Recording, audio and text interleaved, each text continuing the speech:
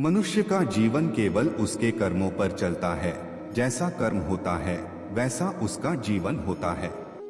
मन अशांत हो तो उसे नियंत्रित करना कठिन है, लेकिन अभ्यास से इसे वश में किया जा सकता है। दिव्यता केवल शक्तिशाली होने में नहीं, बल्कि वास्तविक दिव्यता दूसरों में शक्ति जागृत करने में है। मन की गतिविधियों, होश, श्वास और भावनाओं के माध्यम से भगवान की शक्ति सदा तुम्हारे साथ है।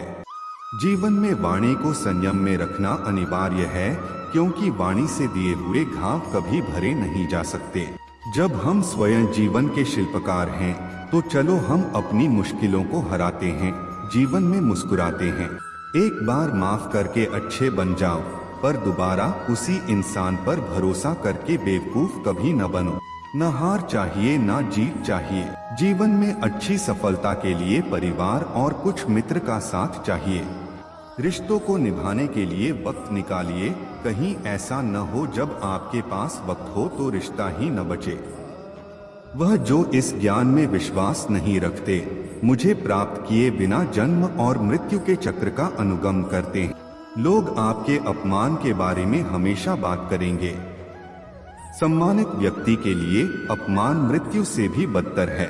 जो दूसरों की तकलीफों को समझते हैं, जिनमें दया है, दिल से अच्छे हैं, उन्हें दोबारा जन्म लेना नहीं पड़ता। जीवन में आधे दुख इस वजह से आते हैं क्योंकि हमने उनसे आशाएं रखी जिनसे हमें नहीं रखनी चाहिए थी। जीवन में समय चाहे जैसा भी हो, परिवार के साथ रहो। सुख हो तो बढ़ जाता है और दुख हो तो बट जाता है। इस संसार में मूर्ख व्यक्ति, अधर्मी, अज्ञानी व नास्तिक प्रकृति का व्यक्ति मेरी शरण स्वीकार नहीं कर सकता। ज्ञानी व्यक्ति को कर्म के प्रतिफल की अपेक्षा कर रहे अज्ञानी व्यक्ति के दिमाग को अस्थिर नहीं करना चाहिए।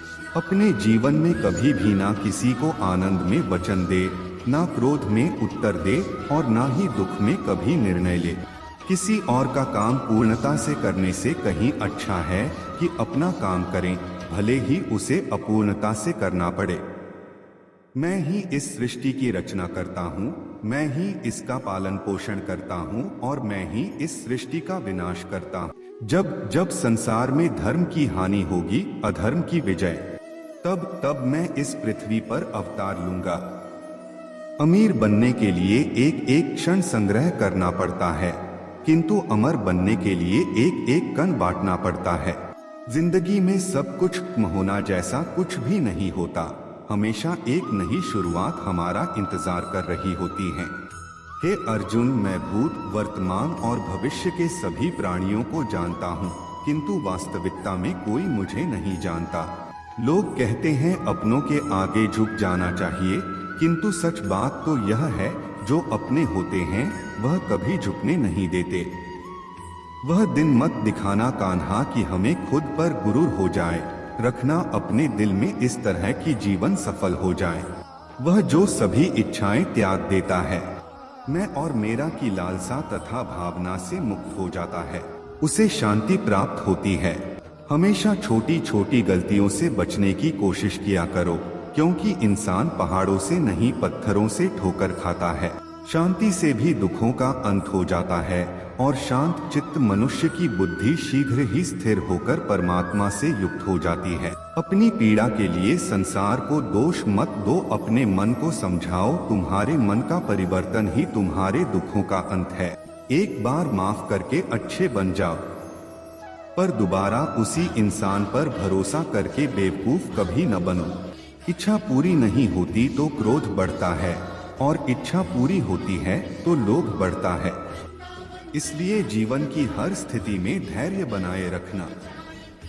अगर तुम अपना कल्याण चाहते हो तो सभी उपदेशों, सभी धर्मों को छोड़कर मेरी शरण में आ जाओ, मैं तुम्हें मुक्ति प्रदान करूंगा।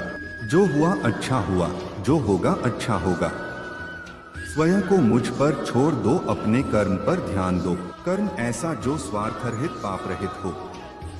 कृष्ण ने दुष्टों को भी अपनी गलती सुधारने का मौका दिया, क्योंकि वो किसी मनुष्य को नहीं, उसके अंदर के बुराई को मारना चाहते थे। संदेह की स्याही से संबंध के पृष्ठ पर कभी शुभ अंकित नहीं होता, इसलिए अपने मन के विचार और संबंधों का आधार दोनों ही शुभ रखें। मोहग्रस्त होकर अपने कर्तव्य पथ से हट जाना मूर्खता है, क्योंकि इससे ना तो तुम्हें स्वर्ग की प्राप्ति होगी और ना ही तुम्हारी कीर्ति बढ़ेगी। इस भौतिक संसार का यह नियम है, जो वस्तु उत्पन्न होती है, कुछ काल तक रहती है, अंत में लुप्त हो जाती है, चाहे वे शरीर हो या फल हो। यदि कोई व्यक्ति प्रेम से, भक्ति से पुष्प, फल, जल भी मुझ पर चढ़ा दे तो उसी भाव से उसे स्वीकार करता हूँ, वह मेरा प्रिय भक्त होता है।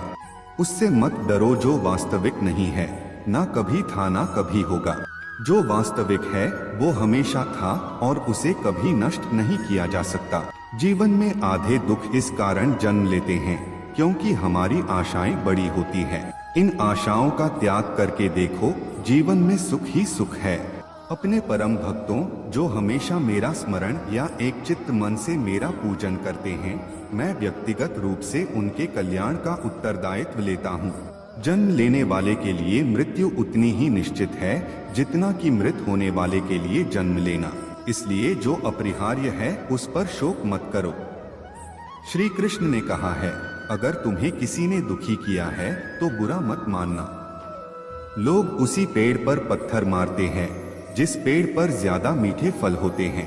अंत काल में जो मनुष्य मेरा स्मरण करते हुए देह त्याग करता है वह मेरी शरण में आता है।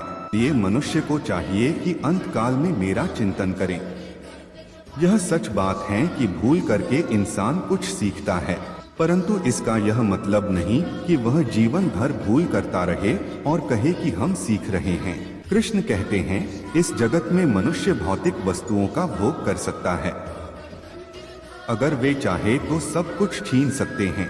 मनुष्य कुछ भी नहीं कर सकता। स्वार्थ से रिश्ते बनाने की कितनी भी कोशिश करें वो कभी नहीं बनते हैं, और प्रेम से बने रिश्तों को कितना भी तोड़ने की कोशिश करें वो कभी नहीं टूटते।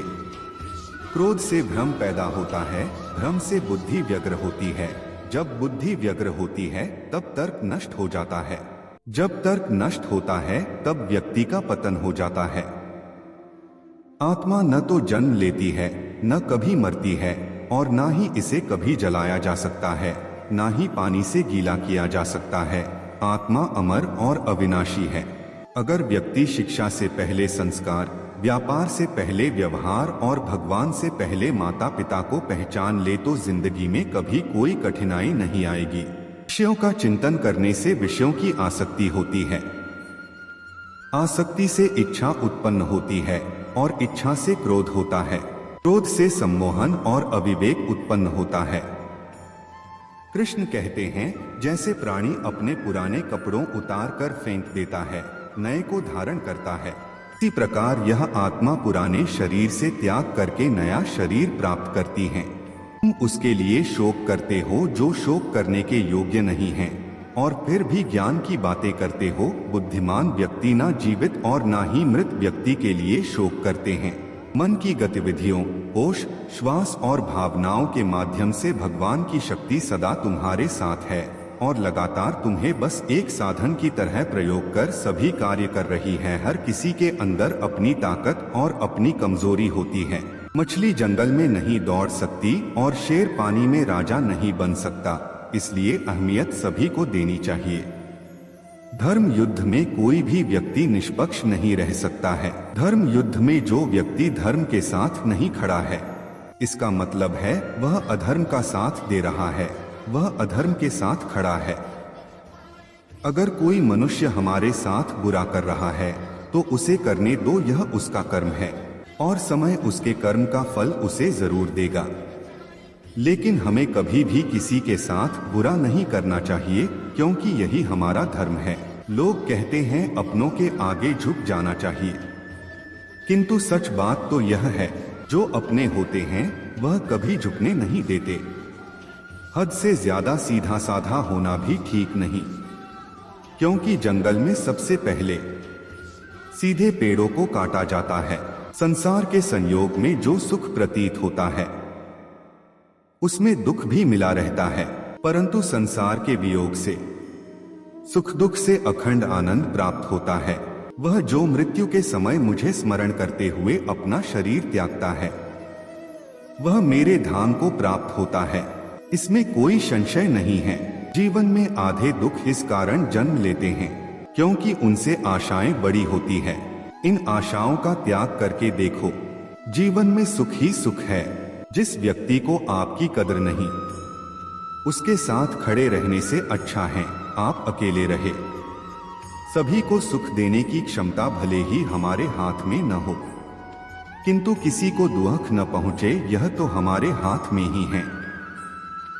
मैं धरती की मधुर सुगंध हूं, मैं अग्नि की उष्मा हूं, सभी जीवित प्राणियों का जीवन और सन्यासियों का आत्म संयम भी मैं ही हूं। मूर्ख ज्ञानियों से भी नहीं सीख पाते और ज्ञानी मूर्ख से भी सीख लेते हैं। जिंदगी के इस रण में खुद ही कृष्ण खुद ही अर्जुन बनना पड़ता है। रोज अपना ही सारथी बनकर जीवन के महाभारत से लड़ना पड़ता है। मैं विधाता होकर भी विधि के विधान को नहीं टाल सका। मेरी चाह राधा थी और चाहती मुझको मीरा थी, पर मैं हो रुक्मणी का गैर। संबंध उसी आत्मा से जुड़ता है जिनका हमसे पिछले जन्मों का कोई रिश्ता होता है, वरना दुनिया की इस भीड़ में कौन किसको जानता है। अगर व्यक्ति शिक्षा से पहले संस्कार, व्यापार से पहले व्यवहार और भगवान से पहले माता पिता को पहचान ले तो जिंदगी में कभी कोई कठिनाई नहीं आएगी। उम्मीद है कि श्री कृष्ण सुविचार आपको पसंद आया होगा। वीडियो को लाइक करें, चैनल सब्सक्राइब करें।